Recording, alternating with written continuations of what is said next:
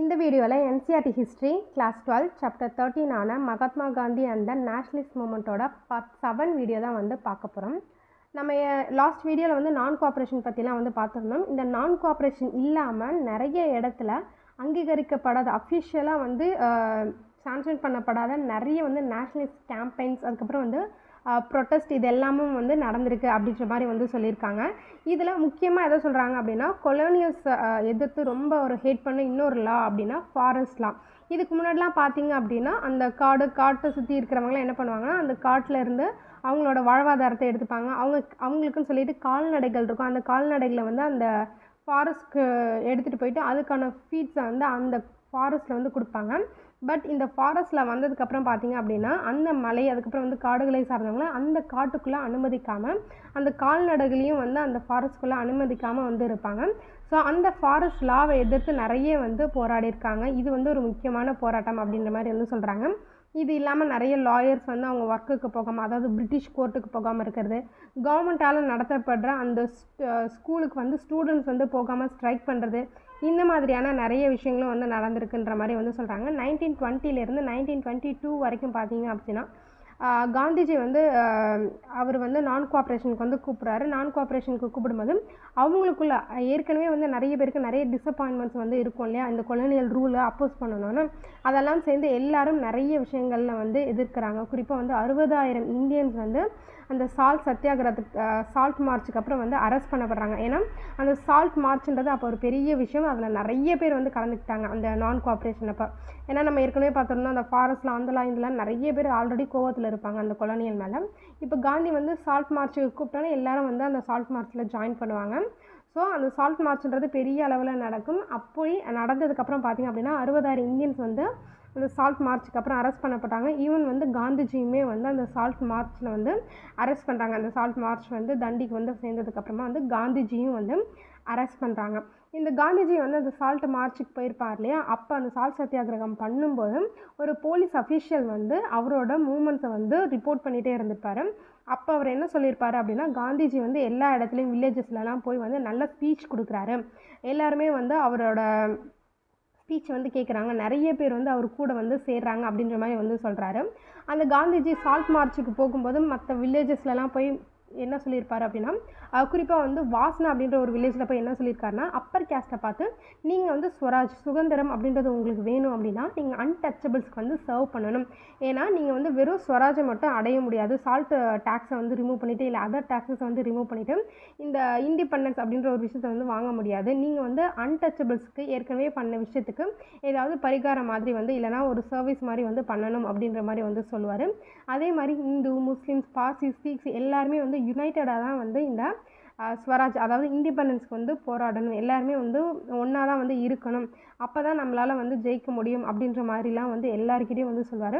இந்த மீட்டிங்ஸ் எல்லாமே வந்து எல்லா வில்லேஜஸ் இந்த மாதிரி எல்லாத்தையும் சொல்கிறதுனால இவர் எல்லோரும் என்ன பண்ணுறாங்கன்னா இந்த காந்திஜியோட மீட்டிங்ஸ் அதுக்கப்புறம் வந்து சால்ட் மார்ச்லாம் பார்த்திங்க அப்படின்னா எல்லா கேஸ்ட் மென்னு விமென்னு அப்பர் கேஸ்ட் லோவர் கேஸ்ட்ன்ற மாதிரி எந்த ஒரு பாகுபாடும் இல்லாமல் எல்லாருமே வந்து காந்திஜியோட வந்து சேர்றாங்க. ஸோ அந்த அளவுக்கு இந்த சால்ட் மார்ச் அப்படின்றது வந்து ஒரு மிகப்பெரிய ஒரு நேஷ்னலிஸ்ட் விஷயமாக வந்து பார்க்கப்படுது அப்படின்ற மாதிரி வந்து சொல்கிறாங்க. அந்த மாதிரி வந்து அந்த சால்ட் மார்ச்சில் எல்லாருமே கலந்துக்கிட்டாங்க, விமனும் கலந்துக்கிட்டாங்க, மென்னு அப்பர் கேஸ்ட் லோவர் கேஸ்ட் எல்லாருமே வந்து காந்திஜி சொல்கிற மாதிரி வந்து நம்ம கேஸ்ட் பார்க்கக்கூடாது, அன்டச்சபிள்ஸ்னு இருக்கக்கூடாது, ஹிந்து முஸ்லீம் பார்சிஸ்ன்றதெல்லாம் இல்லாமல் எல்லாருமே கலந்துக்கணும்னு வந்து கலந்துக்கிறாங்க. இந்த காந்திஜியோட சால்ட் மார்ச் பார்த்திங்க அப்படின்னா அந்த காலகட்டத்தில் பெரிய விஷயமாக பார்க்கப்பட்டது. குறிப்பாக வந்து லண்டன் அமெரிக்கா மாதிரியான மற்ற கண்ட்ரிலையும் வந்து இந்த சால்ட் மார்ச்ன்றது பெரிய விஷயமாக வந்து பார்க்கப்பட்டது. அவங்களும் இதை வந்து கவனிச்சிட்டு இருந்தாங்க. அமெரிக்காவோட நியூஸ் மேகசினான டைமில் வந்து என்ன பண்ணியிருந்தாங்க அப்படின்னா காந்திஜியோட சால்ட் மார்ச்சை பற்றி ஃபஸ்ட்டு எழுதியிருந்தாங்க. அதில் ஃபஸ்ட் டைம் எழுதும்போது என்ன பண்ணியிருப்பாங்க அப்படின்னா இந்த மாதிரி ஸ்பிண்டி ஃப்ரேம் அண்ட் ஸ்பைட்ரி லைன்ஸ், அதாவது காந்திஜியை வந்து உருவ கேலி பண்ணியிருப்பாங்க. இந்த மாதிரி ஒரு ஒல்லியான ஒரு ஆளை வந்து ஸ்பைடர் மாதிரியான ஒரு ஹிப் வச்சுருக்கிறவர், இந்த மாதிரியான ஒரு தோற்றம் இருக்கிற ஆள் வந்து ஒரு நாள் நடந்து போக கூட முடியாது, இவங்க வந்து நடந்தே வந்து தண்டி மார்ச் போகிறாங்களா அப்படின்ற மாதிரி வந்து அமெரிக்காவில் வந்து அந்த டைம்ஸ் மேகசினில் வந்து கிண்டல் பண்ணுவாங்க. பட் செகண்ட் டே பார்த்தீங்க அப்படின்னா இவர் வந்து வாக்கிங் பண்ணி ஓரளவுக்கு வந்து ரீச் பண்ணிடுவார். அப்போ அதே நியூஸ் பேப்பரில் என்ன எழுதியிருப்பாங்க அப்படின்னா, இந்த பிரிட்டிஷ் வந்து இந்த காந்திஜியோட சால்ட் மார்ச்சை பார்த்து பயப்படுறாங்க, அவங்களுக்கு வந்து கொஞ்சம் ஃபியர் இருக்குது அப்படின்ற மாதிரி வந்து எழுதியிருப்பாங்க.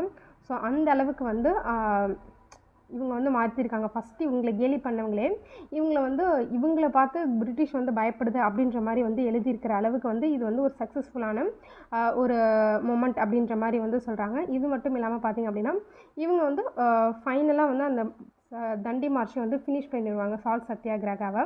அப்படி ஃபினிஷ் பண்ணுற டைமில் பார்த்திங்க அப்படின்னா, அதே இவங்க என்ன சொல்லியிருப்பாங்க அப்படின்னா, காந்திஜி வந்து ஒரு செயின்ட் மாதிரி, ஒரு அறிஞர் மாதிரி, இல்லைனா வந்து ஒரு துறவி மாதிரி அப்படின்ற மாதிரி காந்திஜியை வந்து அந்த டைம்ஸ் மேகசின்லேயே வந்து ரொம்ப வந்து பெரிய இதாக வந்து எழுதியிருப்பாங்க. அதே டைம்ஸ் மேகசினில் இன்னொரு விஷயமும் காந்திஜியை பற்றி சொல்லியிருப்பாங்க. இவர் வந்து கிறிஸ்தவர்களுக்கு, அதாவது கிறிஸ்டியன்ஸுக்கு எதிராக அந்த கிறிஸ்டியன்ஸ் ஆக்டையே வந்து வெப்பனாக வந்து யூஸ் பண்ணுறாரு அப்படின்ற மாதிரி வந்து அதையும் வந்து மென்ஷன் பண்ணியிருந்திருப்பாங்க.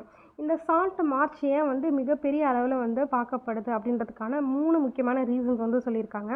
ஒன்று வந்து பார்த்திங்க அப்படின்னா, இந்த சால்ட் மார்ச் அப்படின்றத வந்து இந்தியாவில் மட்டும் இல்லாமல் யூரோப்பியன்ஸ் அண்ட் அமெரிக்கன் ப்ரெஸ்ஸும் வந்து பெரிய விஷயமாக வந்து பார்த்தாங்க. ஸோ அது ஒன்று. ரெண்டாவது பார்த்திங்க அப்படின்னா, அப்போதைக்கே பார்த்திங்க அப்படின்னா இருக்கிறதுலே அதிகப்படியான விமென்ஸ் வந்து பார்ட்டிசிபேட் பண்ண ஒரு நேஷ்னல் ஆக்டிவிட்டி அப்படின்றது வந்து இந்த சால்ட் மார்ச் தான். குறிப்பாக வந்து கமலாதேவி சட்டோபாத்யா அப்படின்றவங்க, அவங்க வந்து என்ன பண்ணியிருப்பாங்க அப்படின்னா, காந்திஜி கிட்ட விமனையும் வந்து இந்த மென் அளவுக்கு வந்து ரெஸ்ட்ரிக்ட் பண்ணாமல் இந்த ப்ரொட்டஸ்ட்டில் வந்து கலந்துக்க விடுங்கன்னு சொல்லியிருப்பாங்க. அந்த கமலாதேவி சொன்ன மாதிரியே என்ன பண்ணியிருப்பாங்க அப்படின்னா, இந்த சால்ட் மார்ச்சில் விமென்ஸும் வந்து கலந்துருப்பாங்க. ஈவன் இந்த கமலாதேவியும் வந்து என்ன பண்ணியிருப்பாங்க அப்படின்னா, இந்த சால்ட் மார்ச்சில் வந்து அந்த லாவை வந்து பிரேக் பண்ணிட்டாங்க, சால்ட் லா, லிக்கர் லா அப்படின்றத வந்து பிரேக் பண்ணிட்டாங்க அப்படின்னு அவங்களையுமே வந்து அரெஸ்ட் பண்ணியிருப்பாங்க.